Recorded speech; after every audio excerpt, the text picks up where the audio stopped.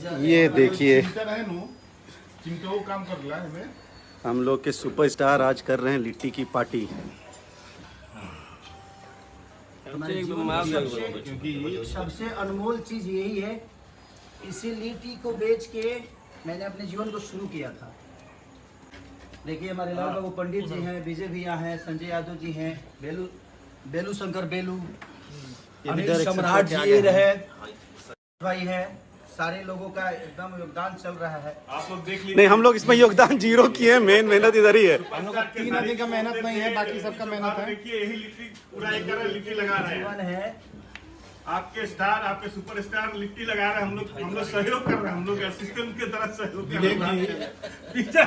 ऐसे पता चलता है कि इन्होंने कैसे लिट्टी चोखा बेच करके पहुंचे हैं, कैसे लिट्टी बनता है ये सामने दिख रहा है। हाँ अच्छा, कुछ सौभाग्यशाली हैं जो ये खाएंगे। बिल्कुल बिल्कुल, ये सब किस्मत वाले हैं जो आज ये भाई हमारे बना रहे हैं। जो नहीं खाया है दिल्ली में वो आज खा रहा है। हम तो ये सोच रहे हैं संजय भैया कि इसके ऊपर ना, इसके ऊपर 3-4 तो चेन जो पहने हम तो दान कर देना चाहिए तुरंत।